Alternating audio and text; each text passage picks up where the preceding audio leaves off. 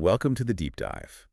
Today we're plunging into a fascinating and honestly sometimes quite unsettling set of sources. We are. It's all focused on perceived big shifts within the Catholic Church. Yeah, things like perceptions around Pope Francis's passing, Mm.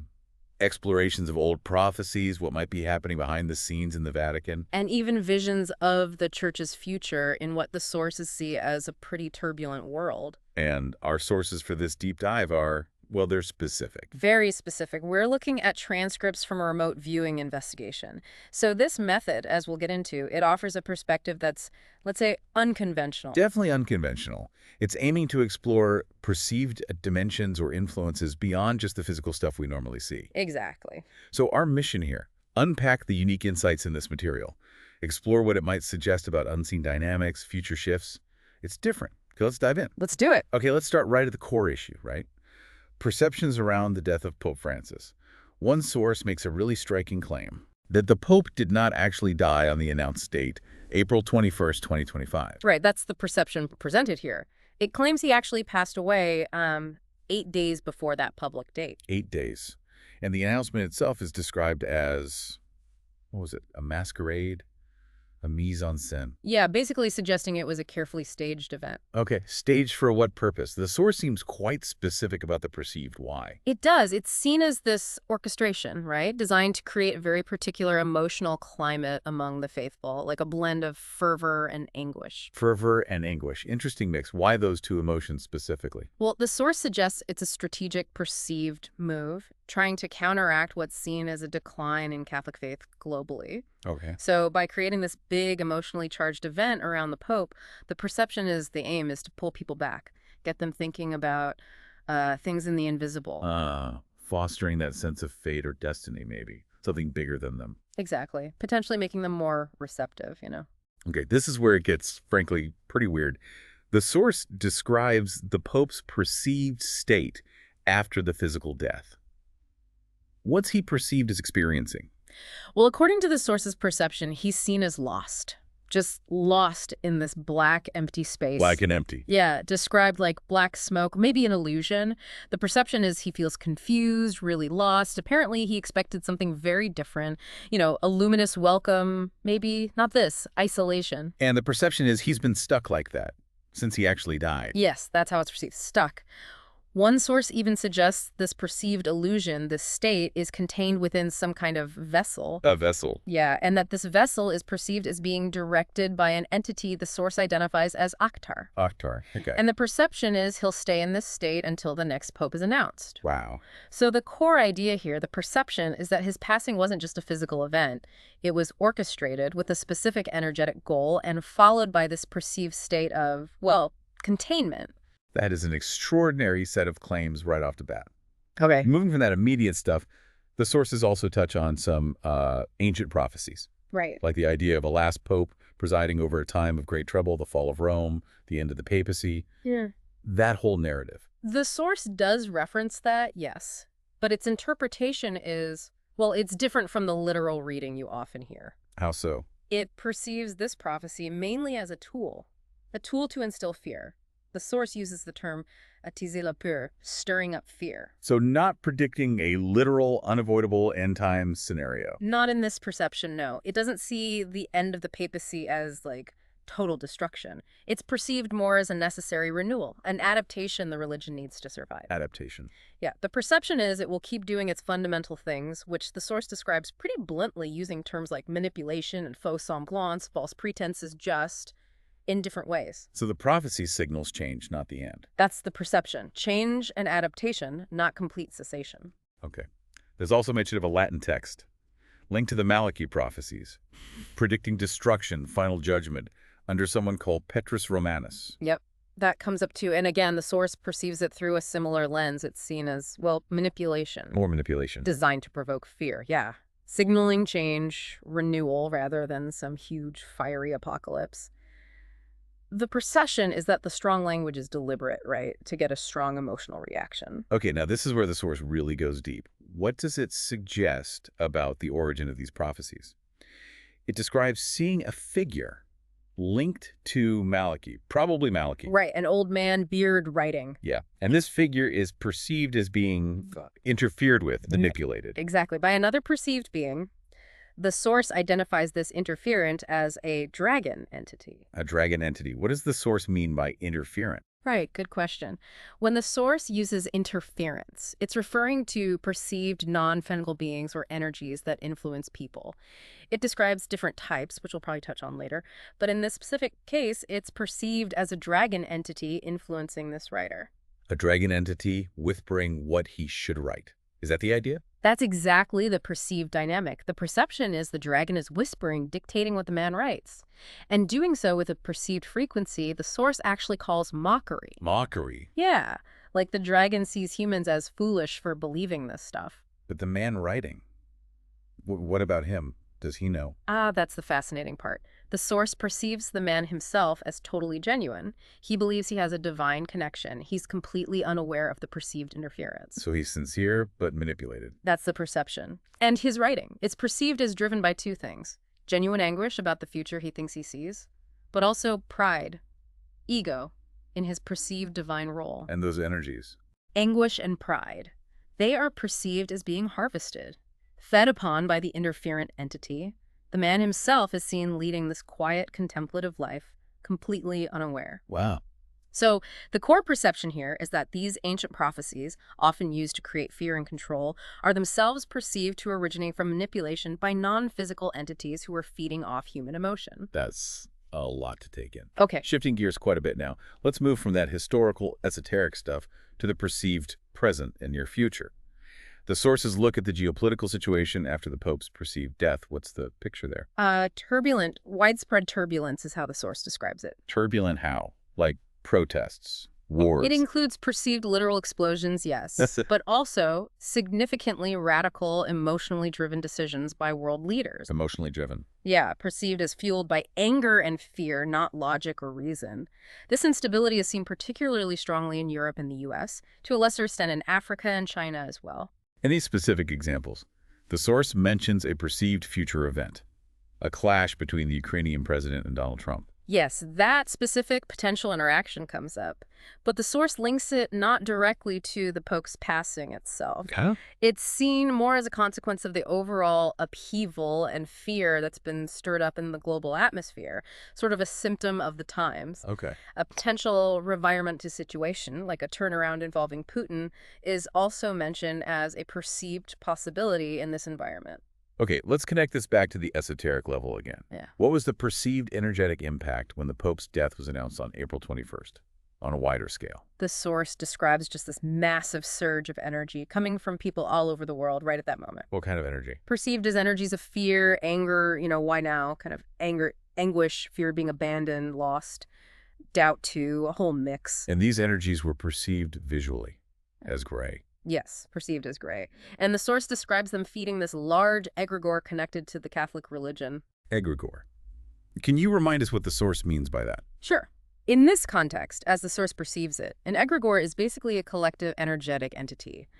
A reservoir created by the thoughts, emotions, beliefs of a huge group in this case, centered on the Catholic faith. Right. And this particular egregore is described as enormous, already filled with energies from centuries of prayers, requests, guilt, fear from the faithful, and it's perceived as freely accessible. Accessible to who? Or what? To various entities, basically, who come to serve themselves, as the source puts it. They feed off these accumulated energies. Okay. The source also looks at the esoteric perception during the actual funeral events. Inside the basilica, what was seen there? Inside, yeah. Many attendees, politicians, Vatican members were perceived as being accompanied by their own interference. Those non-physical beings again. Exactly, and various perceived types were noted. Reptilians, humanoids, insectoids, even energetic structures the source calls grids, and beings without physical bodies, disincarnates. Wow. So what was the vibe, the energy? Perceived as heavy, definitely not luminous. The entities were seen as just waiting to feed off energies like fear and greed from the people present. Greed. Yeah, the perception was that many people were there primarily to show themselves, for political clout, status, rather than genuine reverence for the Pope, and that generated energy too. And outside, St. Peter's Square, with the crowds. Similar dynamic perceived there. Those gray energies from the crowd, distress, sadness, even intense fervor, were seen flowing into, feeding that egregore, all perceived as energy being recuperated by entities feeding from this collective pool. So these huge public events are perceived not just politically or religiously, but as massive energy-generating and maybe energy-harvesting moments. That's the perceived insight here, yes. So with all this perceived chaos and energy stuff happening, what does it mean for the Church's future? Let's talk about the next papal conclave. The source uses strong words. Débandade, like a stampede. Yeah. And curé. Yeah, curé implies like a feeding frenzy, a ruthless scramble for advantage. It paints a picture of chaos. Physically, cardinals are described arguing. But esoterically, the perception is of many different entities manipulating the situation, each for their own reasons. What kinds of reasons? What are the perceived goals of these entities? The source makes a distinction. Some entities, perceived more as reptilian types, are seen as mainly interested in just collecting energy, feeding. Okay. Others, perceived more as humanoid types, often seen working with those grids, are perceived as focused on asserting domination, control, influence. And this manipulation affects who becomes the next pope. Yes, absolutely. The source perceives a total deadlock among the potential candidates. It starts with maybe 8 names, narrows to 4, but nobody's giving way, no concessions. And this internal gridlock has external effects. Big time. This tension is seen creating friction between countries. Nations who have a stake in the outcome based on power, prestige, Italy, America, Romania, France, Spain, Portugal, they're all specifically perceived as being really invested. Okay. Looking further ahead then, what's the perceived strategy for the Church's renewal? The source mentions this. Yes, there's a perceived strategy. The intention is seen as rallying more faithful, but specifically targeting younger generations. Why younger? Well, the source notes the current base is perceived as aging, shrinking. So attracting a younger, larger audience is seen as absolutely crucial for perceived survival and keeping that influence going. Makes sense. And how do they plan to do that, according to the source? What are the perceived methods? It's perceived as leveraging modern tech and also more subtle methods. Things like artificial intelligence. AI? How? Well, also things like manufactured or maybe amplified apparitions. And perceived synchronicities, meaningful coincidences that can be created or just spread really fast through media and social networks, designed to create belief or at least interest. Can you give an example from the source? The AI thing sounds unusual. Sure. The source perceives an example like an AI program being used to diffuse an image, an apparition of the Virgin Mary, say, at a big festival. The perception is this could spread like wildfire on social media, right? Reaching tons of potential faithful very quickly, creating this sense of a miracle, validation. How is the impact perceived differently for non-believers versus believers? The source perceives 2 main reactions among non-believers. Some just see it as ridiculous manipulation, maybe even find it funny, even if they don't get the esoteric side. Right.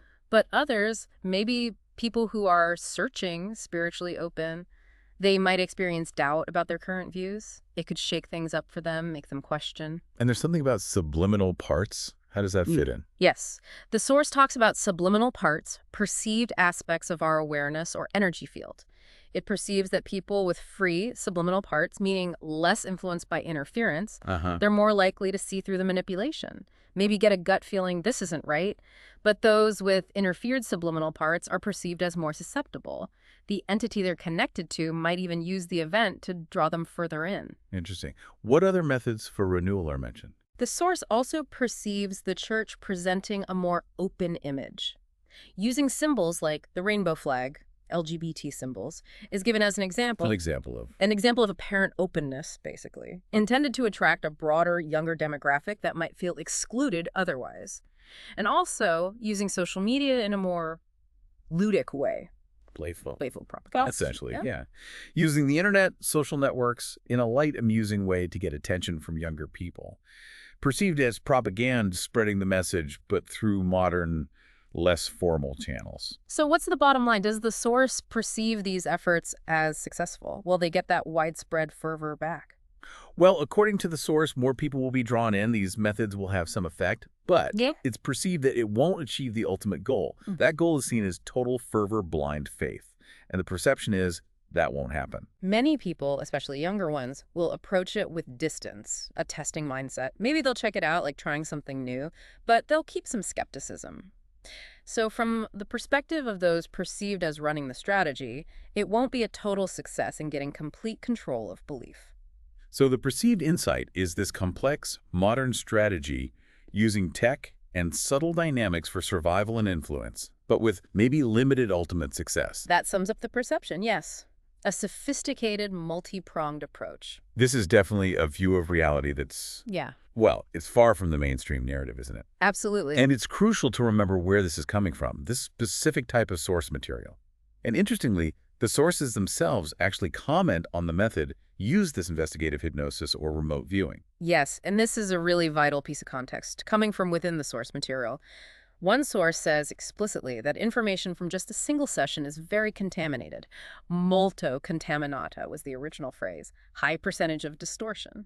Wait, the source says itself that the info is contaminated. Why? It explains that the information, as perceived by this method, travels through many dimensions, many consciousnesses, and it gets distorted along the way. Okay. And crucially, the person receiving it interprets everything through their own filters, their mind, beliefs, experiences.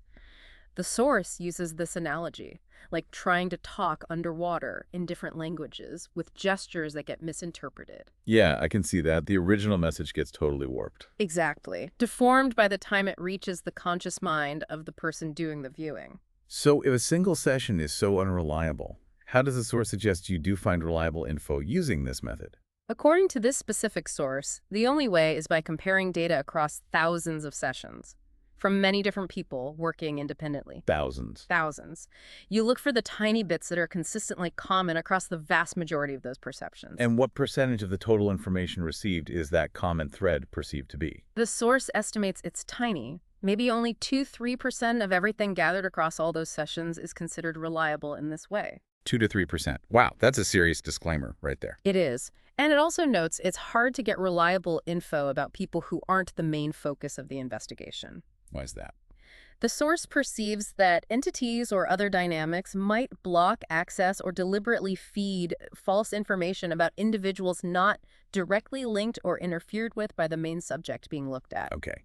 So this perspective from inside the sources themselves gives really important context for how we should approach these perceptions, right? Perhaps vital context. It underlines that we're looking at a very specific type of perceived data here, and the source method itself acknowledges its own inherent limitations and potential for distortion. We've definitely taken a deep dive today into a really complex, often unsettling set of perceptions from these sources. We really have. Everything from the Pope's perceived death and what happened after, to the hidden motivations perceived behind ancient prophecies, future church strategies, all through this unique esoteric lens. The sources, using this remote viewing perspective, they paint this picture of orchestrated events, pervasive energetic dynamics, a future where tech and subtle manipulation are perceived tools for influencing belief. It certainly challenges the conventional narratives we usually hear, and it invites us, to consider this potential interplay between physical events and these perceived unseen forces. And as you said, the source itself, noting the high potential for contamination, that adds another fascinating layer of complexity when you're thinking about these claims. It really does. So maybe here's a provocative thought for you, the listener, to take away from all this. Okay. If perceptions from sources like these suggest a world where even deeply held beliefs, ancient prophecies, might be influenced by unseen dynamics, maybe orchestrated for specific goals, and these sources acknowledge their own high chance of distortion, what does that suggest about the nature of the reality you perceive every day, and maybe how you evaluate the information that comes at you? That's definitely something to chew on. Thank you for joining us for this deep dive.